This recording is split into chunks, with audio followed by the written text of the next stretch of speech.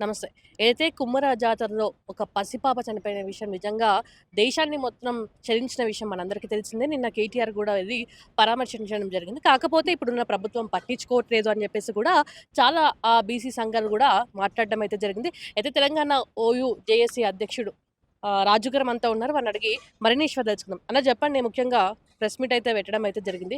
కాకపోతే బీసీ గాదు ఎస్సీ అని జెప్పేసి కూడా ఒక రకంగా వినిపిస్తుంది వాళ్ళ క్యాస్ట్. మరెట్లా చూస్తారు? యాక్చువల్‌గా ఏమంటే అక్కడ ఉన్నటువంటి అబ్బాయి బీసీ చాకలి కులానికి సంబంధించిన వ్యక్తి. ఆ అమ్మాయి ఎవరైతే ఉన్నారో ఆమె ఎస్సీ మాదిగ కులానికి సంబంధించిన వ్యక్తి. హ్మ్. అయితే ఈ నెల 18న అక్కడ కుమ్మర మల్లన్న జాతర ఆ ఏరియాలో బాగా ప్రాచుర్యంలో ఉన్న జాతర అది.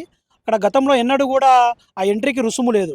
కొత్తగా ఈ సంవత్సరమే అక్కడ ఈ మధ్య కాలంలో గెలిచిన ఎవరైతే సర్పంచి ఉన్నాడో ఆ రెడ్డి అతను అక్కడ జాతరను అడ్డుపెట్టుకొని దాన్ని వ్యాపార లావాదేవీగా మార్చుకోవడం కోసము ఎండోన్మెంట్ దగ్గర నుంచి ఎటువంటి అనుమతులు కూడా లేకుండా కూడా రుసుము పెట్టారు. రూ. 100 రుసుము. హ్మ్. దేవుని దర్శించుకోవడానికి ఏదైతే రూ. 100 రుసుము చెల్లించారో అక్కడ ఉన్న వాళ్ళు నిజంగా పేదలు. దేవుని దర్శించుకోవడానికి రూ. 100 డబ్బులు చెల్లించలేకపోతారు. అంటే వాళ్ళ పేదరికాన్ని మనం అర్థం చేసుకోవాలి.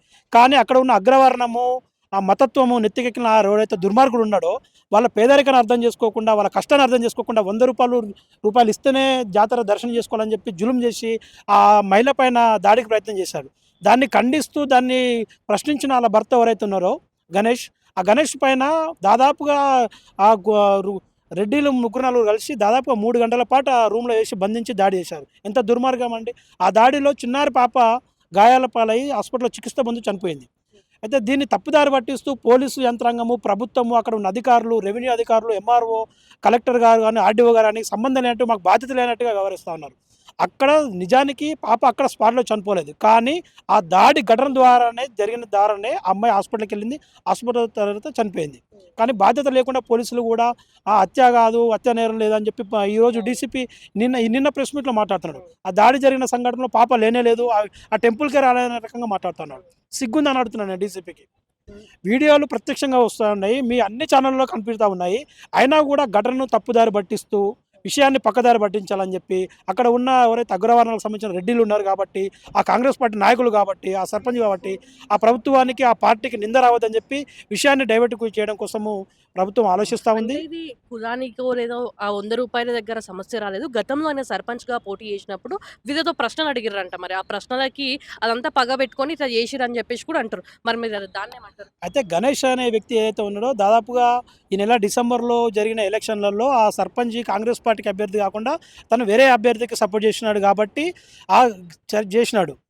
దాన్ని మనసులో పెట్టుకొని ఏదో రకంగా ఈ చాకలి కులానికి సంబంధించిన వ్యక్తులు మేము రెడ్డిలం పోటీ చేస్తే మాకు సపోర్ట్ చేయకుండా మమ్మల్ని ప్రశ్నిస్తారని చెప్పి అహంకారంతోటి మదమెక్కి ఈరోజు ఏదైతే అదును కోసం ఎదురు చూశారో ఆ ఘటనలో, ఆ దాడిలో వాళ్ళకి అవకాశం దొరికింది కాబట్టి దాన్ని అడ్డు పెట్టుకొని నిజానికి జరిగింది, గుడికి దగ్గర జరిగింది రాజకీయ కక్షనే.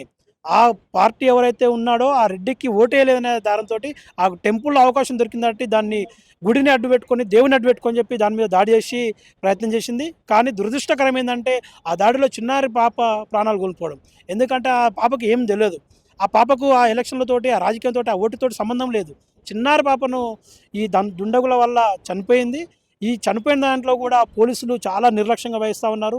హత్యా నేరం నమోదు చేయాలి. ఇప్పటివరకు హత్యా నేరం నమోదించలేదు. ఏమంటారు ఎఫ్ఎస్ఎల్ రిపోర్ట్ వచ్చిన తర్వాతనే మేము హత్యా నేరం చేస్తారు.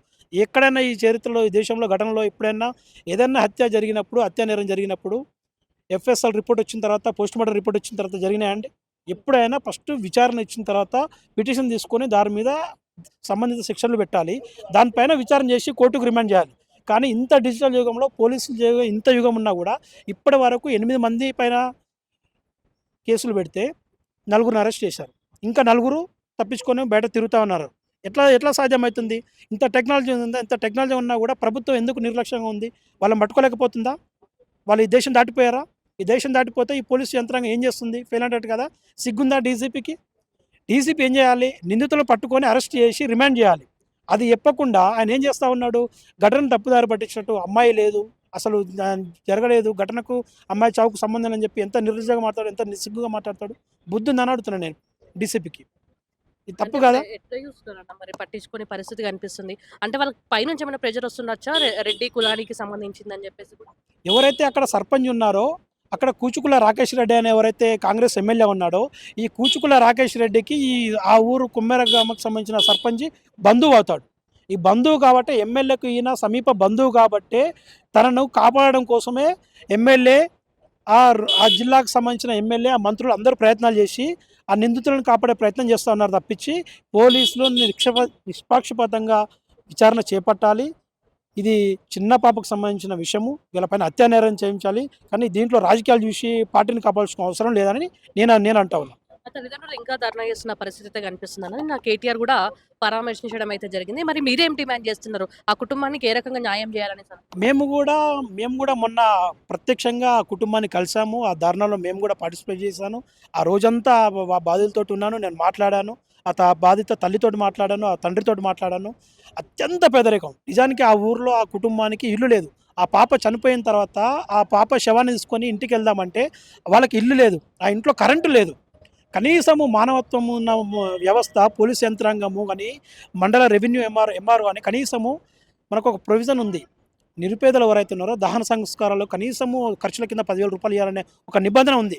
కనీసం ఈ అధికారులు గాని, ఈ పోలీసులు గాని దాన్ని కూడా పట్టించుకోలేదు. ఎంఆర్ఓ అడుగుతది, నాకు ఆ ఘటన జరిగిన విషయమే నాకు సంబంధం అంటది. ఆర్డీఓ అంటాడు, నేను లీవ్‌లో ఉన్నా అంటాడు. నేను ఇప్పటికైనా ఏం డిమాండ్ చేస్తా ఉన్నామంటే, ఘటన జరిగిపోయింది. నిందితులపైన హత్యా నేరం నమోదు చేయాల్సిందే. ఇప్పుడైతే సెక్షన్లు పెట్టారో దానికి అదనంగా హత్యా నేరం కింద వాళ్ళపైన సెక్షన్లు పెట్టి వాళ్ళని అందరినీ అరెస్ట్ చేయాలి. దాంతో పాటుగా వాళ్ళకు కఠినమైన శిక్షలు విధించే విధంగా పబ్లిక్ ప్రాసిక్యూటర్, గవర్నమెంట్ లాయర్లను పెట్టి ట్రయల్ జరిపించాలి. దాంతో పాటు ఆ కుటుంబం ఏదైతే ఉందో ఆ కుటుంబానికి ఉండడానికి ఇల్లు లేదు. ఇల్లు లేదు కాబట్టి ఆ కుటుంబానికి ప్రభుత్వము ఇల్లు వసతి కల్పించాలి. అంటే దాంతో కేటీఆర్ పాటుగా నేనన్నాడు 10,00,000తోటి నేను ఇల్లు కట్టిస్తా అని చెప్పేసి కూడా కేటీఆర్ హామీ ఇవ్వడం. కేటీఆర్ గారు 10,00,000తో ఇల్లు కట్టిస్తాను అనేది సంతోషము. ఉదయం ఉంటే చలించడము సంతోషము. నేను కాదంటలేను. కేటీఆర్ కాదు, ప్రభుత్వమైనా స్పందించాలి. ప్రభుత్వమే స్పందించాలి. కేటీఆర్ వ్యక్తిగతంగా కట్టిస్తాన్నాడు సంతోషము. కానీ ప్రభుత్వము చేసిన నిర్లక్ష్యానికి ఆ కుటుంబం బలైంది. ఆ ప్రభుత్వము చేసిన నిర్లక్ష్యానికి ఆ కుటుంబం 10 రోజుల నుంచి రోడ్ల పైన ఉంది కాబట్టి ప్రభుత్వము ప్రధాన బాధ్యత తీసుకోవాల్సిన అవసరం ఉంది. ప్రభుత్వం తీసుకోకపోతే కేటీఆర్ గాని మిగతా సంఘాలు స్పందించడం సంతోషం. కానీ ప్రభుత్వానికి రెస్పాన్సిబిలిటీ ఉంది కాబట్టి ప్రభుత్వం స్పందించాలి. ఆ ఇల్లు కట్టించాలి. దాంతో పాటుగా ఆ కుటుంబానికి ఒక ₹1,00,00,000 ఎక్స్‌గ్రేషియా ఇయ్యాలని చెప్పి ప్రజా సంఘాలు, అన్ని సంఘాలు, అందరి వ్యక్తులు కూడా ఆ కుటుంబానికి ₹1,00,00,000 ఇచ్చి ప్రభుత్వం ఆదుకోవాలని చెప్పి కోరుతా ఉన్నారు. అదేవిధంగా ఆ కుటుంబానికి ఉపాధి లేదు కాబట్టి కనీసం ఏదైనా ప్రభుత్వము ఏదో ఒక ఉపాధి కల్పించి వాళ్ళకి ప్రభుత్వ ఉద్యోగం ఇవ్వాలని చెప్పి మేము డిమాండ్ చేస్తాం. Thank you.